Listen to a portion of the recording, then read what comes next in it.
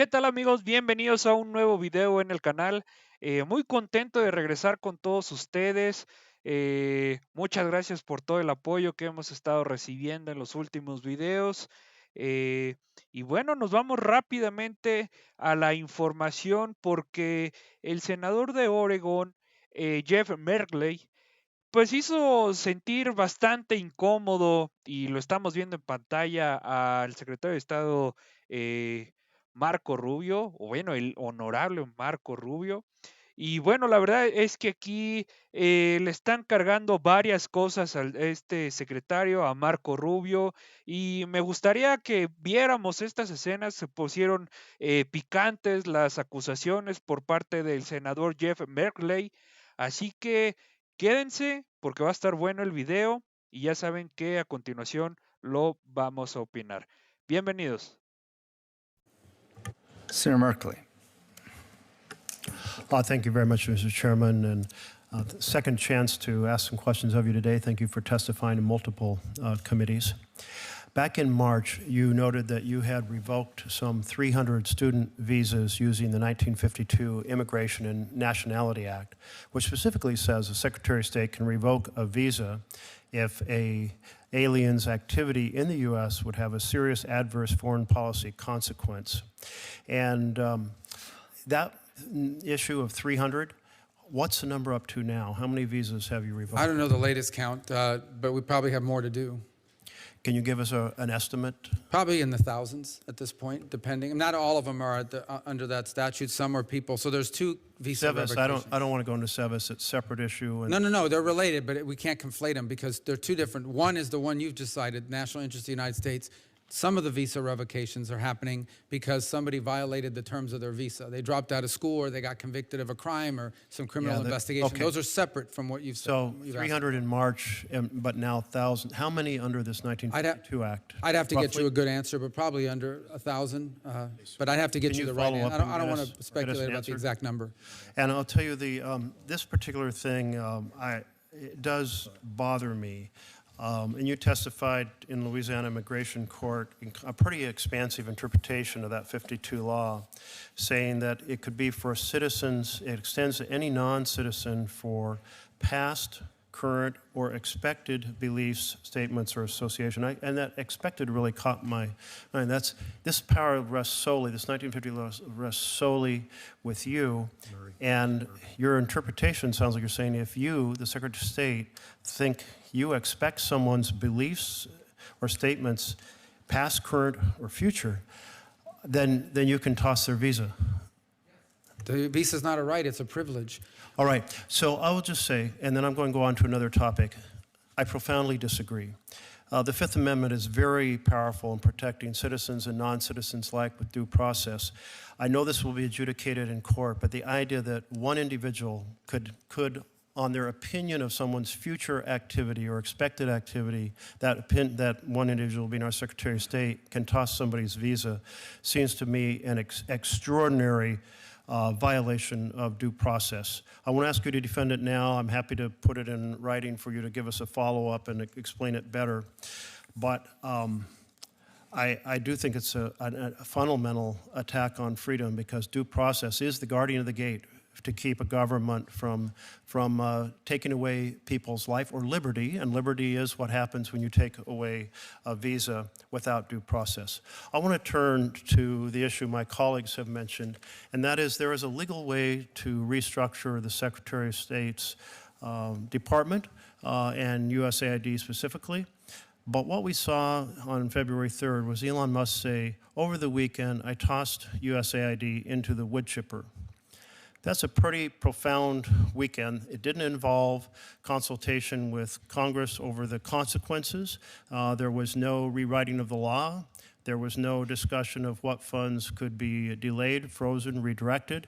And the result is different groups have estimated how many people have died to date and will die over the course of a year or a prolonged period as a result of the destruction of the weekend of February 1st and 2nd. Did Elon Musk have your support in putting USAID into the wood chipper? Well, I don't think that's a a X post, or what I guess you're imagining a social media post, is not a government Not action. at all. That's a quote. That's what he said. Yeah, it's okay. Well, that's what he said, but that's not ultimately what happened as acting director. Is all these decisions Did have to his come to actions me. have your full support The ones that I signed off on, yes, which is the ones that of happened. what because Elon Musk did with USAID? No, but understand, these are contracts. All these Did he do it contracts. without or with your support? That's what I'm trying to understand.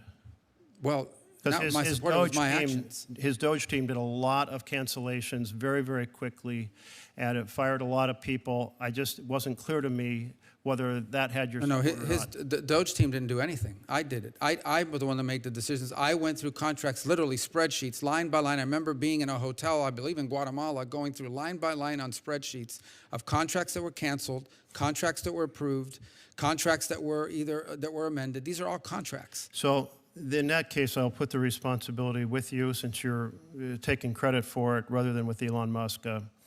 But the Boston School of Public Health has a kind of a website where they post their estimated deaths as a result of the actions that were taken to dismantle USAID. And they're updating it continuously. So if you go to it, the numbers keep changing. They have a one-year estimate, but they also have what they estimate has happened to today. And as of today, they estimate that the actions taken in putting USAID in the wood chipper, child malnutrition, 53,500 more deaths. And I'm rounding off because the numbers are continuously changing. Child diarrhea, 45,400 more deaths. Child pneumonia, 59,200 more deaths. Malaria, 25,100 more deaths. So what happened that weekend has resulted in the death of hundreds of thousands of children. And the estimate for the end of this year is much, much higher. This happened because the law was not followed for consultation with Congress, analysis, bringing in experts, holding hearings. How do you kind of accept what you just put forward, that it was your action to cancel these contracts? Your contracts in this fashion, freezing fund, firing individuals, has resulted in the death of hundreds of thousands of children. That's false. That's fake. That's just not true. That's a study based on if we canceled every one of these programs permanently. Okay, and I'm reading it right here because I'm glad you brought it up. It assumes a near total freeze in U.S. foreign aid for HIV, AIDS, tuberculosis, malaria, and other diseases. There is not a total freeze. 85% of PEPFAR recipients are receiving their care right now. But the numbers you're saying, those aren't real numbers. I understand that's what the school said in the worst case dramatic scenario. And even then, I think it's exaggerated. But there's just no evidence of the fact that, I don't remember what the numbers are, 100,000 children have starved to death in the last 4 months because the United States made reductions to USAID. Well, that first of all, is pretty atrocious. That would mean that nobody else in the world is doing anything. We're taking care of the entire planet? Well, I must say, I think your response does not fit with what the published results were, but there's other groups that have done this as well. There's a study in Nature with healthcare experts from a whole number of leading universities, and they said basically if you shut down USAID, and it may not be fully shut down, but my colleagues who follow this closely say, it's 80, 90% shut down. And Nature study, or published in Nature, said, look, because of what has happened, we will see some 15 million additional deaths over 15 years just from HIV, producing 14 million orphans, and another 10 million people, children and adults, dying from malnutrition, tuberculosis, diarrhea, malaria, and other diseases. And there's even higher numbers from the Friends of the Global Fight Against AIDS. I think it's this rash shutdown without due process of law, that is not coming and doing it in collaboration with rewriting the law, freezing funds, canceling these contracts without consultation, that you have exacted enormous harm on the world. Again, those numbers you're saying are staggering and unrealistic. The reality of it is, if what you're saying is that unless the United States funds foreign aid at these levels in perpetuity, the world's going to suffer 15 million deaths in 15 years, and every country should be voting for everything we want at the UN. The number was 15, because we're basically funding and feeding the world. 15 million in the study of Nature, yes, from the shutdown of these programs. Thank you. Bien, señores, pues ahí las declaraciones del senador Jeff Merkley contra el secretario Marco Rubio, sinceramente, pues sí son cuestiones muy picantes. La verdad es de que son acusaciones serias por parte del senador Jeff Merkley, pero tienen un punto y tiene varios puntos importantes que me encantaría tocar con todos ustedes. Sean bienvenidos de nuevo al video. Pues bueno, me gustó cómo vimos que el senador Jeff Merkley pone en jaque a Marco Rubio por las múltiples visas revocadas. Y bien lo dijo Marco Rubio, que estamos viendo ahora en pantalla, fueron 300 visas revocadas en marzo y ahora son miles, ya fueron miles a finales de mayo, empezando ahora junio, realmente no es mucha la diferencia, pero dice que han sido miles y que van por más.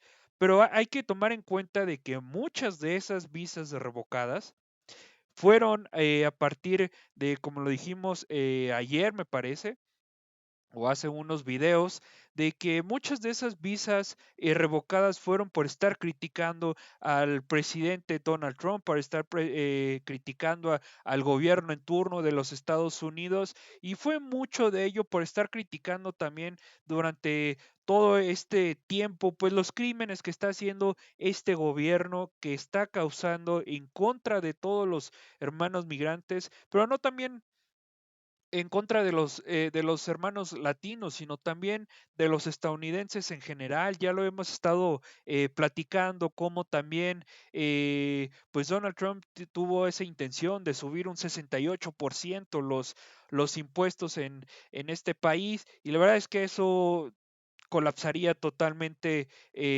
al país, hablando en términos económicos.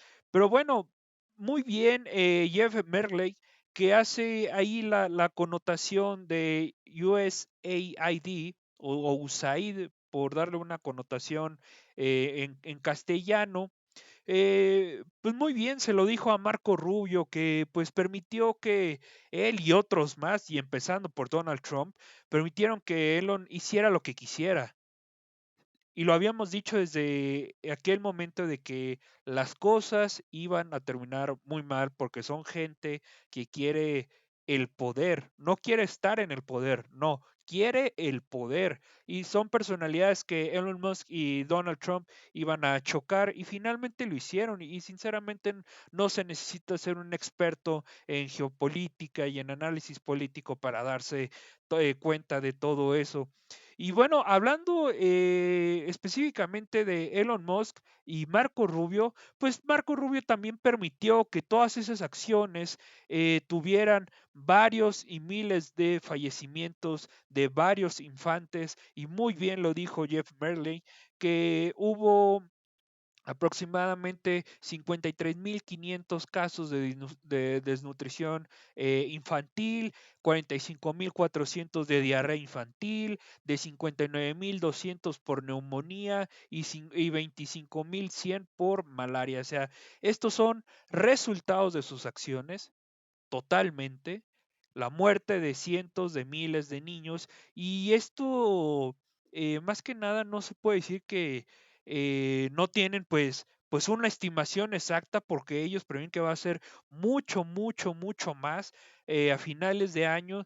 Pero yo aquí les digo, si lo hubiera hecho otro presidente, pues no lo bajarían de asesino, no lo bajarían de dictador, no lo bajarían de terrorista, pero como estaba al frente Elon Musk y Marco Rubio, pero sobre todo Elon porque tenía muchísimo dinero, pues a él se le puede perdonar absolutamente todo, y ya lo vimos en el video pasado, que esa gente puede estar almacenando muchísimas toneladas de comida y solamente para que se estén ahí pudriendo. Y bueno, algo que me gustaría ya para terminar el video hacer el cierre, cínicamente dice que es falso.